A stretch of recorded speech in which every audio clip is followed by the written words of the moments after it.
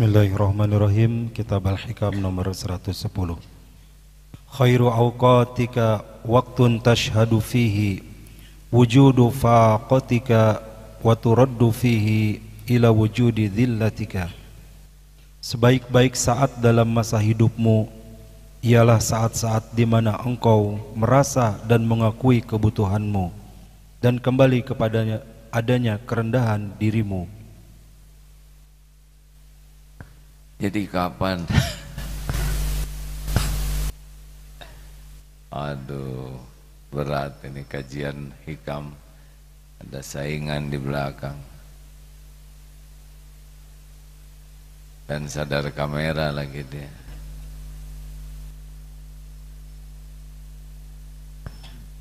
Duduk ya.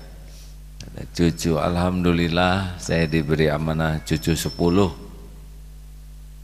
Sudah pulang ke penciptanya satu. Semuanya Allah yang menciptakan. Jadi saat yang terbaik dalam hidup kita menurut Imam Ibnu Athaillah adalah saat di mana engkau merasa dan mengakui kebutuhanmu kepada Allah dan kembali kepada kerendahan diri. Jadi gini hadirin, la haula wala quwwata illa billah itu adalah kata-kata perbendaharaan sorga. Tiada daya, tiada kekuatan kecuali dengan pertolongan Allah. Tidak ada kemampuan untuk taat kecuali dengan pertolongan Allah. Tidak ada kemampuan menghindari maksiat kecuali dengan pertolongan Allah. Jadi ketika kita merasa seperti karung kosong, ngelumbruk, tidak ada kemampuan apa-apa dan hanya bisa kita berbuat baik, hanya bisa kita menghindar dari maksiat dengan pertolongan Allah semata, itulah saat terbaik dalam hidup kita. Jadi ketika kita merasa gampang lah, itu sudah naik kita. Itu hafalan itu saya bisa hafal dalam 5 kali baca, itu saat buruk. Karena kita sudah merasa diri kita yang bisa. Ini hujan tidak ada yang bisa menahannya. Jadi hati-hati nih. Lalu untuk apa dong kita belajar ilmu, berlatih supaya mampu? Itu sebagai amal soleh kita. Ihris ala ma yanfa'uk. Berantusiaslah, bersungguh-sungguhlah dengan apa yang manfaat bagimu. Wasta'in billah wala ta'jaz. Dan mintalah tolong kepada Allah dan janganlah kamu lemah. Jadi itu perintah Allah. Kita belajar perintah Allah, kita berlatih perintah Allah. Perkara kita dapat apapun karunia Allah. Jadi kalau mau ikhtiar kita harus ikhris ala ma yanfa'uk, harus antusias, semangat, all out. Tapi kalau sudah jadi kita tidak boleh ada. Semua itu min fadlir rabbik. Semua hanyalah karunia Allah. Jadi hati-hati nih hadirin, merasa tahu, merasa bisa, merasa pinter, merasa terlatih, merasa mampu dalam kajian tauhid itu tidak baik. Karena harusnya hati kita tuh selalu merasa memerlukan pertolongan Allah. Jadi yang tepat bagi kita tuh saat terbaik ketika seperti kita berada telur di ujung tanduk sapi dan sapinya sedang kaligata. Itu tidak ada di mana-mana. Yang itu barusan aja ngarang ya. Jadi biasanya kita tuh semakin terancam, semakin merasa lemah, semakin berlindung ke Allah. Tapi ketika kita tidak merasa, ini bahaya. Ya seperti naik pesawat, itu orang lebih mudah menyebut nama Allah ketika ada goncangan. Allahu Akbar, subhanallah, Allahu Akbar, la haula wala quwwata illa billah, Allahu Akbar ya Karim, Allah gitu hadirin. Nggak ada goncangan les. Nah karena kita hanya ingat Allah ketika digoncang, maka siap-siap kalau hidup ini penuh goncangan. Gimana saya tuh nggak mau hidup saya banyak ujiannya. Tuh tinggal syukur. Tiap diberi nikmat ingat Allah.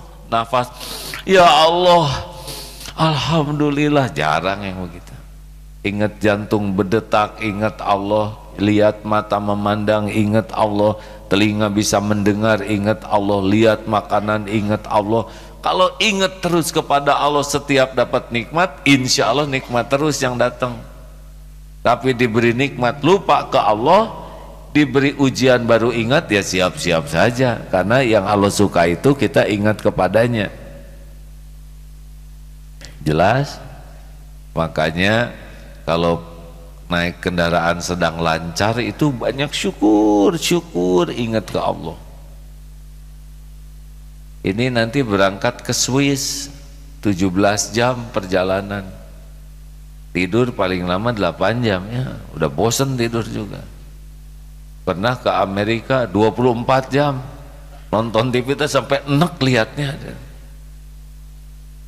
Tapi kalau digunakan baca Quran, zikir, kombinasi yang sehebat apapun sudah ada di sana. Tidur orang yang berzikir tuh sepanjang tidur dianggap zikir. Toh kalau pesawat jatuh dan meninggal ya terserah yang punya. Tapi yang penting kita waktunya diberikan nikmatnya berzikir. Satu lagi. Mata awhashaka min khalqihi fa'lam annahu yuridu an yaftaha laka babal unsi bihi. Apabila Allah telah menjemukan engkau dari makhluk, maka ketahuilah bahwa Allah akan membukakan untukmu perasaan jinak dan senang kepada Allah. Apabila Allah telah membuat hati kita jemu dari makhluk, maka ketahuilah bahwa Allah akan membukakan untukmu perasaan jinak, senang gitu, apet dan senang kepada Allah. Tolong bijaksana ya. Jemu ini bukan berarti benci, jemu ini bukan berarti tidak ada sayang. Tapi yang saya pahami adalah kita sudah tidak ada kebutuhan ke makhluk. Tidak perlu dihargai, tidak perlu dihormati, tidak perlu sibuk mencari cinta, kekaguman. Makin kita tidak ada harap dari makhluk, itu ciri kita akan dekat dengan Allah. Tapi ketika mampu kepayang, asmara membara, cinta yang cinta mati, begitu cinta padanya suka sekali, udah itu jauh dari Allah. Karena nanti dia yang akan mengisi hatinya. Ketika kita mencintai sesuatu, kita tuh akan jadi hamba yang dicintai. Dan cenderung ciri cinta itu adalah dominasi di hati kita. Jadi kalau saudara sudah mencintai seseorang, itu adalah biasanya terdominasi. Tahu yang paling apes? Jatuh cinta kepada yang bukan jodohnya di sisi Allah. Mantap betama. Ada lagi yang lebih ngeri. Jatuh cinta kepada yang jodoh sahabat karib saudara.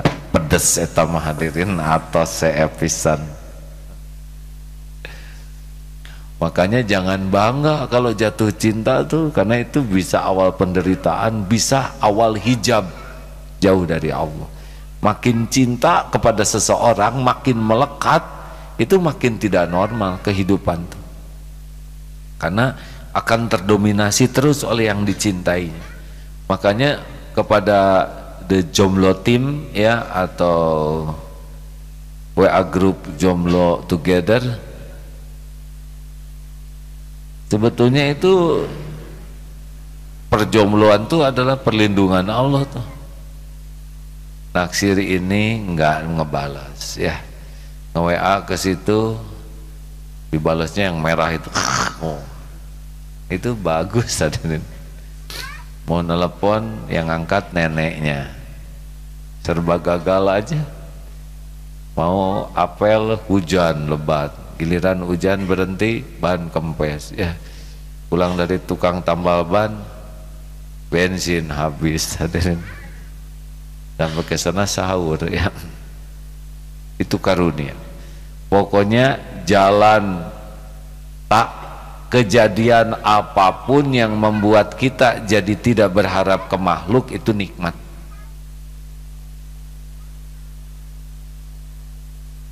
Punya tabungan banyak, hati ingat terus ke tabungan, terus ketipu, tabungan habis, tapi jadi bergantungnya ke Allah, maka ketipu itu nikmat. Ini kajian berat, ini tidak disukai oleh saudara-saudara. Iya saudara, jatuh cinta ke seseorang tapi membuat jadi lupa ke Allah. Udah gitu dia dibuat enek sama saudara ya, yang tadinya sama-sama cinta tapi jadi mual. Nge-WA nggak pernah dibaca, udah dibaca nggak dibales, ditelepon nggak diangkat. Itu karunia karena dia sudah merusak hati kita, sudah membuat kita lebih melekat ke dia.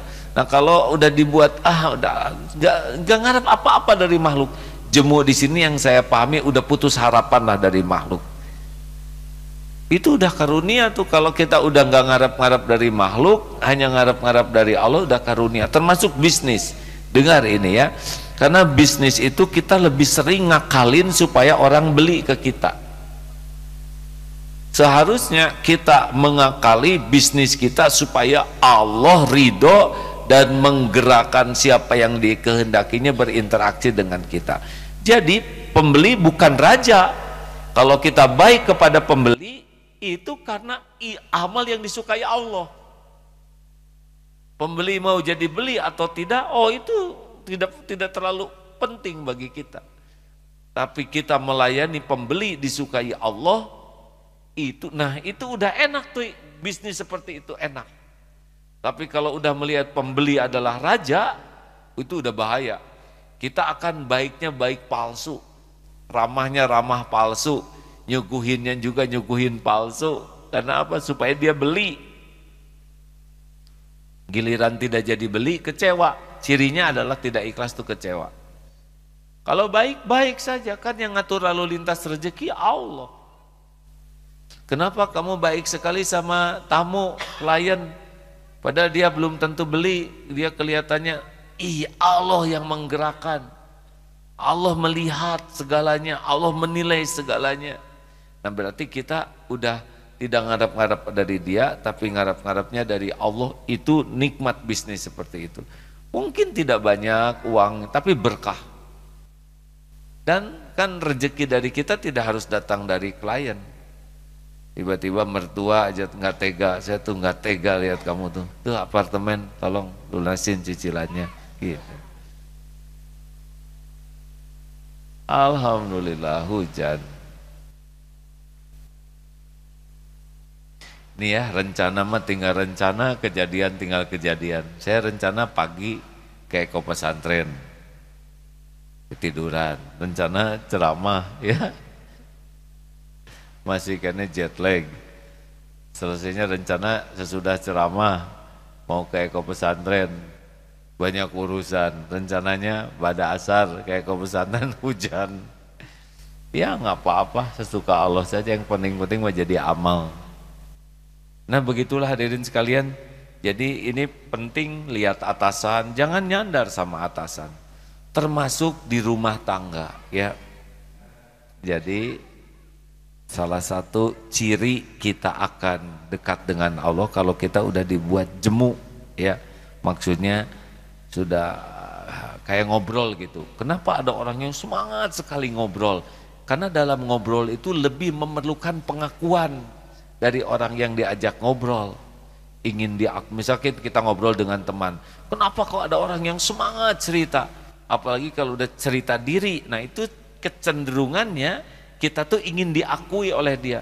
Kita akan cerita ilmu, cerita harta, pengalaman, keluarga. Sedangkan orang kalau sudah cerita tentang saya, itu besar kemungkinan ada modifikasi.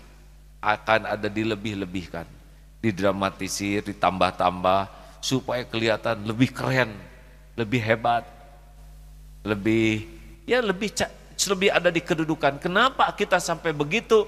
Karena kita masih memerlukan pengakuan orang. Tapi kalau kita sudah tidak memerlukan pengakuan orang, kita akan bicara ya secukupnya saja, sewajarnya, yang manfaat untuk orang lain sudah. Tapi kalau kita sudah memerlukan dia merespon kita lebih, akan ada. Iya, begitu. Coba yang nakdirkan jodoh siapa? Allah. Kenapa harus dengan akal-akalan seperti ini? Belum tahu jamaah ini, belum tahu ya. Yang kisah tukang kembang sudah tahu belum? Awas, yang sudah tahu jangan ngebocorin. Bismillahirrahmanirrahim, tidur ya. Cung, yang belum dengar kisah pemuda dengan tukang kembang, ya, yang udah dengar siapa? Ceritakan. Boleh saya cerita ini? Jadi gini, ada seorang pemuda mau mendatangi calon istrinya, beli bunga romantis. Memang bagus ngemodal. Buat siapa, Den? Kata tukang bunga. Untuk calon istri saya, Pak. Aduh, meni romantis. Memang harus begini, namanya juga cinta. Baru juga berapa langkah, balik lagi. Cik, pisen satu lagi. Itu buat siapa? Sebetulnya adiknya juga manis. Dan kalau saya ke sana suka lihat, ya namanya juga ikhtiar lah ya. Cadangan, jaga-jaga. Bisi nggak jadi sama kakaknya atau sama adiknya. Si tukang bunga teh rada enek. Ini hawak bener nih anaknya. Tapi tidak beli bunga, jadi nggak diomongin. Baru juga beberapa langkah, balik lagi. Cik, satu lagi. Untuk siapa lagi, Den? Ibunya juga manis loh, Pak. Kurang ajar, kata tukang bunga. Ya kalau saya ke rumah yang nyuguhin kan ibunya, kelihatan dia suka ngeliatin saya. Ada nggak tahu atau nasib yang mana aja beli. Si tukang bunga tuh sebel pisan. Udah kurang ajar nih, tapi yang nggak diomongin, yang penting laku. Sampai ke rumahnya, Neng, aduh gembira. Dede, kakak baik Bu. Aduh, semua baik. Lagi nyuguhin begitu, bel bunyi, teng tong, bapak datang. Aduh, pada gembira. Pas lihat bapaknya, langsung berdoa. Khusus, doanya begini nih. Khusus sekali. Lama. Sampai si calonnya itu pegal. Akang, saya tuh tidak menduga Akang tuh orangnya religius sekali. Ini doanya juga khusyuk dan lama sekali. Kata si Akang, Neng, Akang juga nggak ngeduga. Ternyata bapak Neng teh tukang kembang, katanya gitu.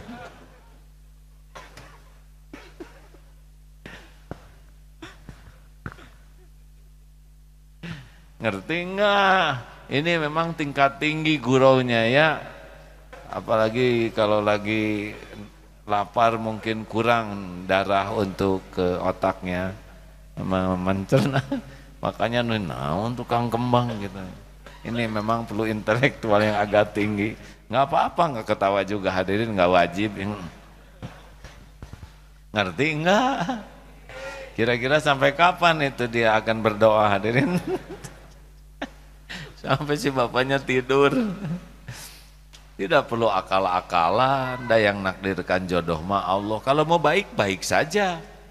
Bagaimana kebaikan kita tidak diakui oleh orang lainnya, tidak apa-apa. Dia tidak berterima kasih atas kebaikan saya, ya enggak apa-apa. Ngarap-ngarap terima kasih itu pasti bikin enggak enak hati kita. Ngarap-ngarap diakui itu paling bikin enggak enak hati kita. Dan bisa menghentikan kebaikan kita.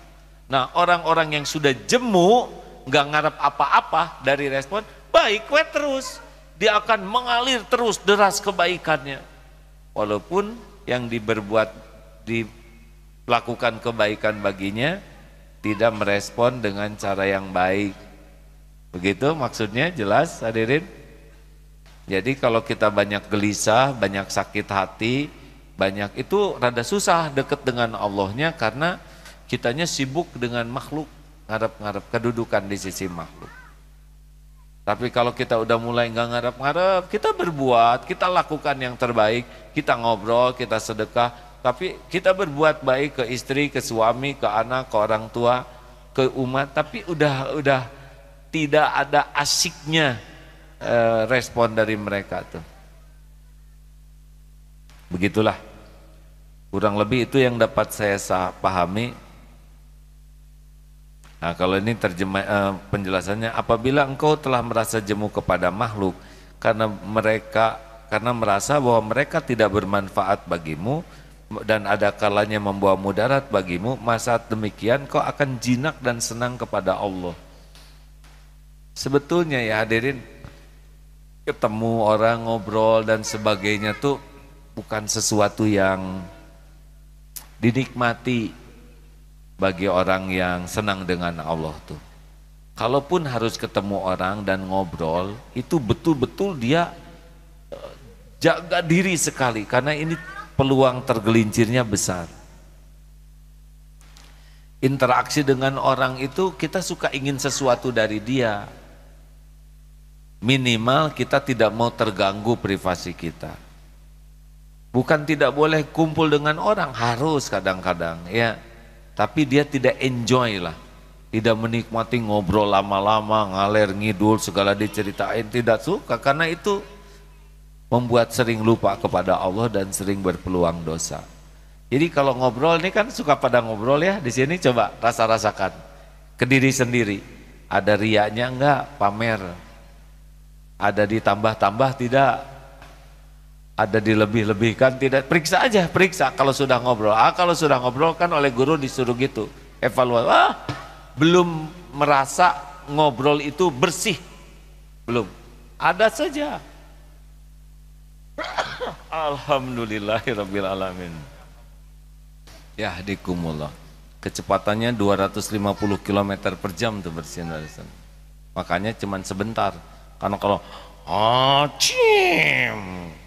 ngebeledakan itu ada yang di depan juga bersih ya. Sampai di mana? Sampai lupa begini hadirin. Begitulah. Nah gimana dengan orang di rumah, serumah, masa kita jemu lihat dia? Tunggu dulu hadirin. Bukan jemu lihat wajahnya, tapi jangan ngarep-ngarep darinya, tapi ngarep-ngareplah kita bisa memberikan yang terbaik. Dan kalau berbuat baik tuh bukan supaya dia jadi baik ke kita. Ingat ya, ada orang berbuat baik supaya dia jadi baik. Ada orang berbuat baik supaya dia nggak berbuat jelek. Ada orang yang berbuat baik supaya dia anggap baik. Ada yang berbuat baik supaya dia terjerat oleh kebaikan kita. Ini semua belum termasuk baik yang ikhlas. Kalau mau baik ya sudah satu saja. Kenapa kamu baik? Karena Allah, innallaha yuhibbul muhsinin. Karena Allah sangat cinta kepada orang yang berbuat kebaikan. Selesai, udah selesai, nggak ada sakit hati, nggak ada keinginan kita nyebut-nyebut kebaikan, ngungkit-ngungkit kebaikan. Buat apa? Buat apa? Kecuali kalau itu jadi pelajaran, ya, jadi dakwah. Kalau hanya buat kepentingan kita mah nggak apa-apa, tidak diakui juga nggak apa-apa. Dan Allah yang ngasih pahala, ya. Ada pertanyaan silakan, ya.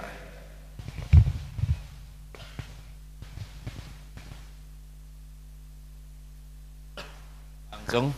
Assalamualaikum warahmatullahi wabarakatuh. Sarah sangkang Diki di Cimindi. Abdi bade naroskeun punten. Saya teh inget wae dosa, mun ka mamana teh inget dosa gitu. Boh ka mamana di motor, boh di mana di jalan. Pabrik icalan di Cimindi nya di pasar. ingat terus dosa teh gitu. Ingat dosa. Ya. Bagus. Sesudah ingat dosa terus gimana? Ya, ya saya sholat gitu, sholat ke masjid itu. Ingat dosa tuh karunia Allah, tapi terus gimana? Kalau ingat dosa jadi stres, tapi enggak nambah tobat, enggak nambah amal, itu mudarat. Tapi saya sholat gitu, ke masjid kadang-kadang nggak ingat lagi, kadang-kadang ingat lagi gitu. Gak apa-apa. Itu teh Allah yang mengingatkan dosa teh. Maunya Allah teh istighfar. Udah gitu diulangi lagi nggak dosanya? Enggak. Kan? Enggak ada ulang lagi, enggak. Kalau itu STMJ ya, sholat terus maksiat jalan, nggak boleh begitu. Tobat sekuat tenaga minta ampun, itu kan ingat lupa tuh dengan izin Allah hadirin. Jadi kalau kita dibuka hati ingat dosa itu nikmat bagi Allah. Apalagi kalau sesudah itu bisa tobat ya. Tapi ada pertanyaan satu lagi, boleh gak? Tunggu dulu, boleh tidak? Siapa yang ngomong enggak? Ngomong kamu sendiri ya? Ya. Saya teh bimbangnya masalah sholat. Tapi pan Allah itu maha tahu, maha melihat tuhnya. Apakah Allah itu ada ya ada buka, kalau manusia kan ada mukanya gitu ya kelihatan, tapi Allah gak tahu gimana mukanya gitu Ya. saya bimbang gimana biar tahu gitu. Ya, baik. Pernah lihat udara? Ada udara nggak di sini? An? Jawab deh. Ada. Gimana bentuk udara? Nggak kelihatan. Nggak kelihatan. Ada pusing nggak memikirkannya? Pusing gitu. Berarti segala dipikir ya. Laisa kamitslihi syai'un. Allah tuh tidak menyerupai dan diserupai apapun. Tidak usah mikirkan zatnya, itu tipu daya setan. Yakin Allah melihat. Pernah kan ada orang yang tanya ke seorang ustadz 3 pertanyaan. Allah itu ada, kalau ada apa buktinya? Kemudian yang kedua, apa itu takdir? Jangan-jangan cuman ngeles. Yang ketiga, setan itu dibuat dari api, dimasukkan ke neraka, api juga, mana kerasa sakit. Akhirnya nanya, gak ada yang berhasil menjawab. Tanya ke profesor, kata profesor, wah ini berat tuh di kampung tuh ada orang soleh. Saya udah nanya ke ahli agama, ke profesor agama, nggak terjawab, nggak puas saya jawabannya. Akhirnya datanglah ke kampung. Kalau Allah itu ada, apa buktinya? Segala yang ada tuh harus nyata. Yang kedua, takdir itu apa? Jangan-jangan cuman orang lari aja dari kejadian. Yang ketiga, setan. Engkau api, dimasukkan ke api, gimana dia tersiksa? Sini deh, apa ke sini? Tempeleng. Aki. Kalau nggak bisa jawab jangan emosi. Oh, itu bukan emosi, itu jawabannya. Jawabannya sakit enggak? Sakit atuh. Jelas ada sakit. Cik seperti apa wujudnya? Oh, bingung menjelaskan bentuk sakit, apakah penyok, bule atau ada sakit, tapi nggak bisa dijelaskan wujudnya, benar? Ada rencana enggak? Ada ditempeleng? Oh nggak ada. Itulah takdir ya enggak? Ini apa dek? Kulit. Ini kulit. Sakit tidak? Sakit. Nah, itulah waliullah ya. Sok sini tanya sama saya apa aja. 10 pertanyaan saya sepak nanti ya enggak? Kalau nggak begitu jawabannya apa, terjemahkan sendiri ya.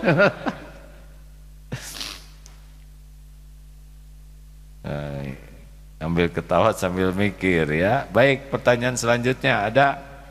Ibu silakan belakang.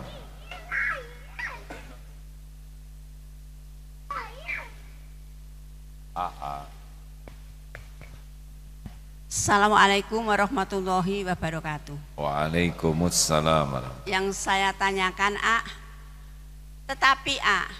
Hah? Apa? Tetapi ini kelanjutan dari kata A tadi. Saya melanjutkan aja. Tetapi kita sering berbuat baik kepada seseorang. Orang itu tidak mau menerimanya. A. Itu bagaimana? Hati kan sakit. contohnya seperti apa, Bu? Berbuat kepada seseorang, berbuat baik ke seseorang, dia tidak mau menerimanya, contohnya bagaimana? Misalnya, kita mau memberi kepada, Bukan kita, Ibu ajalah ya. Nanti gosip lagi viral ya. Kalau kita itu engkau dan aku, Bu, ya. mau memberi seseorang, entah itu barang apa, kalau bagi saya itu baik. Tetapi orang yang saya beri itu kayaknya dia nggak suka, terus dikasihkan kepada orang lain kok saya melihatnya, itu gimana? Kan itu namanya dia tidak mau kepada saya, tidak Jadi Ibu ngasih dia tuh supaya dia mau sama engkau. Aduh, jadi rumit begini masalahnya nih. Gini, Bu, saya juga nggak akan mau, Bu, misalkan datang orang nih ngasih ular ke saya nggak mau, Bu. Walaupun dia ikhlas, saya takut dipacok kan. Jadi Bu, kalau mau ngasih juga kita harus ngeraba-raba dulu ya. Saya sudah ngasih sarung, tapi tambalannya lebih banyak daripada lubangnya, mungkin dia juga tidak mau ya. Jadi tidak selalu salah orang tidak menerima tuh, Bu, karena mungkin ya tidak sesuai lah dengan harapannya gitu, Bu. ya. Terima kasih, A. Oh udah Terimanya. cocok begitu nggak jawabannya? Makanya kalau mau ngasih itu sebaiknya tidak sekedar ngasih, berikan yang terbaik dan dikemas dengan cara baik. Itu ya, orang Jepang kalau ngasih hadiah tuh walaupun sederhana, bungkusnya teh bagus, dikasih nama dengan baik, dan itu ternyata mengesankan. Nah, kita kadang-kadang ngasih sesuatu udah milihnya yang kurang baik, ngasihnya dengan cara yang kurang baik, ujungnya enek orang tuh ya. Jadi tidak cukup hanya ingin memberi, tapi juga harus berusaha memberikan yang terbaik dan dengan cara terbaik ya. Mungkin dia merasa mempunyai harga diri yang lebih dari yang memberinya gitu, A. Nggak boleh buruk sangka gitu, nanti dosa. Udah kita ngasihnya jelek, suudon lagi ya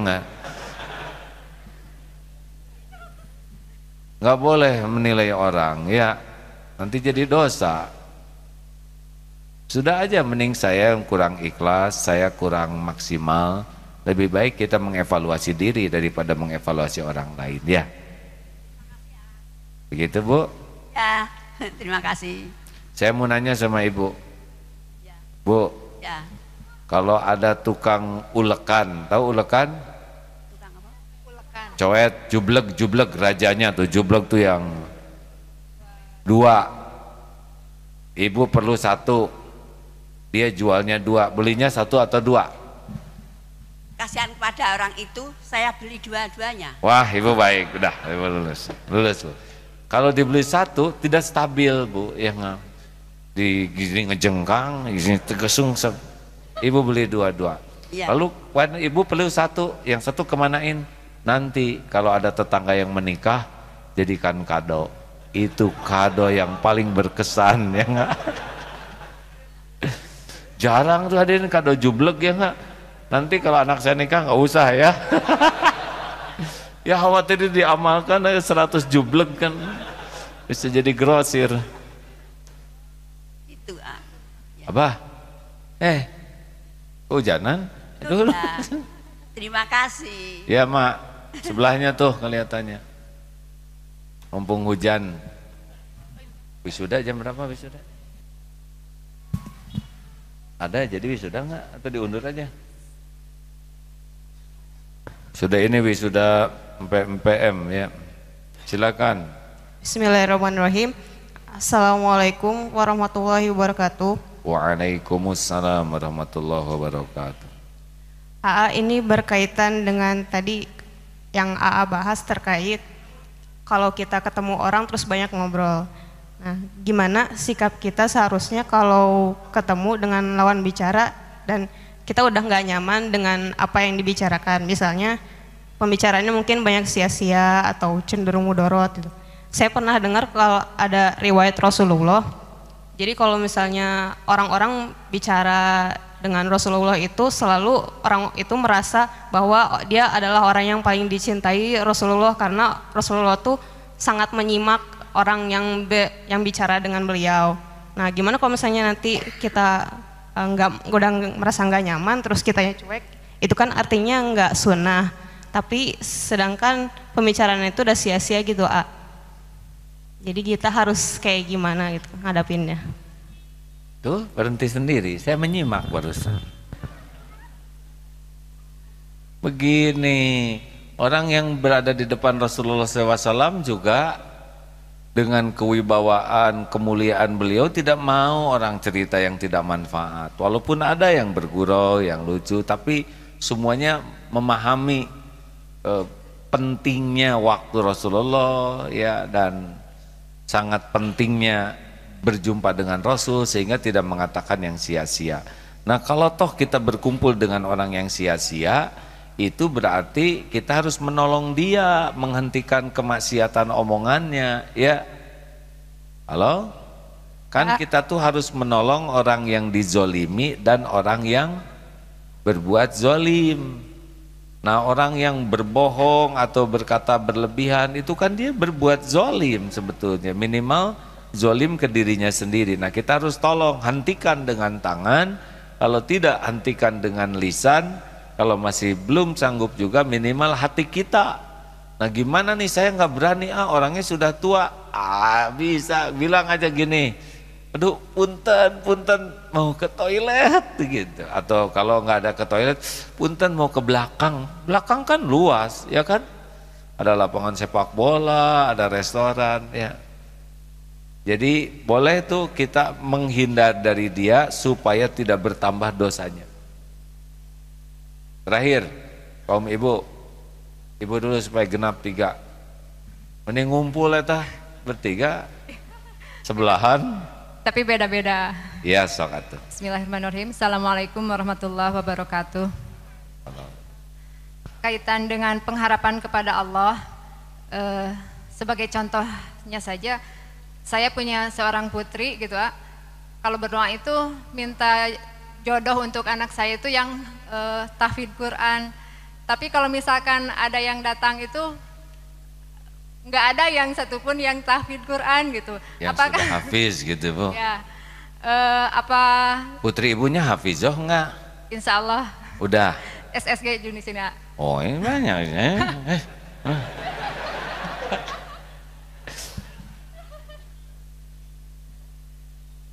Jadi gimana maksudnya, Bu? Jadi kadang-kadang saya apa itu juga memaksakan takdir gitu, apa termasuk memaksakan takdir? Ibu, gitu? kalau saya mah nggak minta mantu yang hafiz, Bu. Saya minta mantu terbaik menurut Allah gitu, Bu. Ya. Ada berapa sih anak ibu? 2. 2, pantas ngirit ya. Saya mah 11. Enggak ada satupun saya berharap ini harus hafiz, enggak. Saya mah istiqoroh, terus minta pilihkan yang terbaik ya Allah untuk anak. Karena yang terbaik kan tidak harus selalu hafiz, betul? Dan hafal Quran juga belum tentu yang terbaik. Belum lagi ujubnya, belum lagi riaknya kita ya, orang tua, anak mantu hafiz, dianya mah enggak dan enggak ngapalin juga, tapi bangga kan itu kan, aduh temen hafiz berarti enggak nang dia ina atau ina terus, itu kan kurangnya kehafizannya, Bu. Halo, Bu. Ya. Jadi gimana sok solusinya sekarang? Jadi mintanya doanya yang terbaik aja dari Allah gitu. Iya Bu, atau Bu lah. Halo? Kan pengen perbaikan keturunan tadinya. Ya ibu nu ngapalin Quran sekarang. Insya Allah. Sok ibu ngapalkan atuh ya. Ya. Nanti gimana kalau jadi yang naksir sama ibu? Aduh. Doa ini sekarang ada film Aladin ya. Kan ada yang minta tuh seorang istri katanya menemukan itu lampu Aladin. Keluar tajinnya teh, sok kamu minta apa? Jin, saya ingin menjadi orang yang selalu ditatap oleh suami saya. Saya tidak pernah mau jauh dari suami saya. Jadikan suami saya selalu memegang saya. Jadikan suami saya selalu bersama saya dimanapun. Dan setiap saya manggil suami saya segera. Akhirnya dikabulkan. Jadi HP. Jadi istrinya jadi HP. Kan suaminya gini terus. Mau kayak gitu hadirin. Kasihan gelis-gelis jadi HP.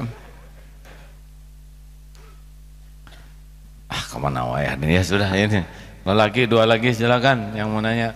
Satu lagi, dua sana ya silakan. Bismillahirrahmanirrahim. Assalamualaikum warahmatullahi wabarakatuh. Waalaikumsalam warahmatullahi wabarakatuh. Izin bertanya, Siap. bagaimana cara mengingatkan orang tua yang jarang beribadah, contohnya seperti sholat dan baca Quran? Terima kasih. Bagaimana? Bagaimana cara mengingatkan kepada orang tua yang jarang sholat dan jarang baca Al-Quran?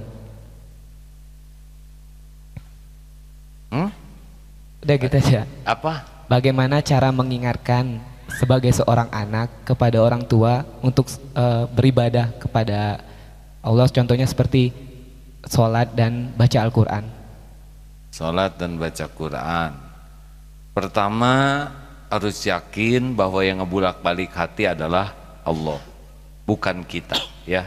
Kalau kita merasa bisa membulak-balik hati, biasanya nanti banyak jengkel dan kecewa kalau belum berubah. Terjadinya tidak istiqomah dalam mengajar itu karena merasa kita yang bisa ngerubah orang. Jadi harus yakin Allah yang membulak-balik hati orang tua. Kita berharap kita salah satu jalan dari Allah, tidak harus lewat kita aja. Nah jadi bagaimana kita? Ya kita posisikan menjadi anak yang layak oleh Allah dijadikan jalan. Tidak hanya memberikan ibadah yang bagus jadi contoh, tapi juga hatinya harus baik. Dan lihat orang tua itu sayang, jadi bukan jengkel. Tidak suka itu hanya kepada perbuatannya, ke orangnya harus suka, sayang. Kan ada bedanya perbuatan dengan orangnya, benar? Semua perbuatan buruk kita tidak boleh suka, tapi kepada orangnya kita ingin orangnya itu jadi baik. Nah banyaknya orang tuh tidak suka ke orangnya gara-gara perbuatannya, ya kan? Ya. Nah tetap sayang ke orang tua, doa yang banyak dan yakin Allah yang ngebulak-balik hati. Kalau udah rasa jengkel, kecewa, itu ciri-ciri tuh. Ciri-ciri kita tidak mengandalkan Allah. Terima kasih. Terakhir. Bismillahirrahmanirrahim. Berkenaan dengan interaksi dengan orang lain, berhubungan dengan profesi saya yang banyak berhubungan atau berinteraksi dengan orang lain. Nah, saya ngerasa semenjak saya banyak interaksi dengan orang lain, saya kan sebagai dokter, tiap hari dari pagi sampai malam banyak interaksi dengan orang lain. Nah justru ketika saya udah lulus kuliah dan banyak berinteraksi, kenapa jadi ibadah saya jadi hanya sebagai physically aja gitu. Saya sholat tapi hati dan jiwa saya nggak terkonek dengan Allah gitu. Beda dulu ketika saya kuliah, ketika ibadah tuh connect banget gitu, nyambung banget sama Allah. Tapi ketika udah lulus, kalau gitu kuliah lagi. Jadi kira-kira yang harus dibenahi itu saya kadang bingung apa yang harus saya benahi. Nah itu gitu. Tadi yang dikatakan oleh Imam Ibnu Athaillah itu berarti hati kita dengan makhluk itu, dengan pasien itu menjadi dominan di hati kita. Entah apa, mungkin berharap atau apalah, sehingga kesibukan dengan makhluk ini lebih memenuhi hati kita. Harusnya kan ngurus pasien itu adalah nunggu waktu sholat.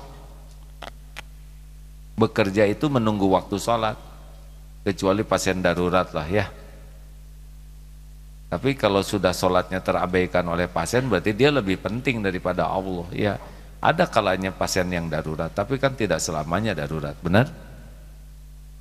Jadi patut dicurigai bahwa sudah terlalu dominan nih pasien ini memenuhi hati kita. Apa? Periksa aja sendiri. Halo? Iya. Gini ya, ingat baik-baik, dengar baik-baik ini. Dunia ini panggung sandiwara. Shh, diam, bukan itu maksudnya ya. Dunia ini syai'un, sedikit. Walaupun punya banyak, yang dinikmati itu pasti sedikit. Itu udah hukum dunia ini. Punya rumah 10, apa sekali tidur, kepala di Bandung, pantat di Sumedang, kaki di Sumedang. Tidak, pasti cuma di salah satu rumah. Itu juga tidak mungkin ngegulutuk di rumah gugulutuk. Pasti di salah satu kamar. Di kamar juga di salah satu tempat tidur. Tidak mungkin pindah-pindahan ya. Dan belum tentu tidur. Ayo, sekarang lihat keondangan, makanan segitu banyak, enggak akan mungkin kita telan banyak. Sedikit yang kita makan. Benar? Baju banyak, motor sok silakan, punya motor 10, apa sekali naik kok diharapkan, enggak bisa. Kuda di Darut Tauhid 34 coba, kudanya banyak, bisa naik kuda 2 sekaligus, ngajegang belah kaki hadirin. Gak bisa, dan gak bisa lama. Naik kuda sehari semalam apluk-aplukan. Pernah dulu naik kuda 20 km atas remek itu hadir. Kuda masa sudah kita naik, kita main bobogohan, kita dong cinggalet diurut semuanya, boro-boro perang. Dan yang kedua, ingat baik-baik, kesenangan yang kita udah sedikit, itu semu, sesudah itu tuh penderitaan. Contoh wisuda, gembira. Pulang wisuda teh mulai pusing karena cek ibu teh gawe maneh pas di wisuda yang sebelum di wisuda mah nggak disuruh kerja, kamu nebeng begitu. Nikah happy, mulai sudah nikah teh masalah, cari kerjaan, kontrakan nggak mungkin sendiri, betul? Udah gitu hamil, hamil, udah gitu mulai mual, utah 9 bulan. Punya bayi, punya anak, mulai malam-malam menyusui, dijaga. Emang begitu. Dapat jabatan, alhamdulillah jabatan, senang. Mulai banyak kerjaan, persis kayak gitu. Pasien banyak, ya. Begitulah dunia. Makanya tidak boleh kita menikmati yang sedikit ini sampai mengabaikan Allah. Harus dunia ini menjadi kendaraan mendekat ke Allah, baru enak. Kalau dunia membuat lalai dari Allah, tidak ada enak.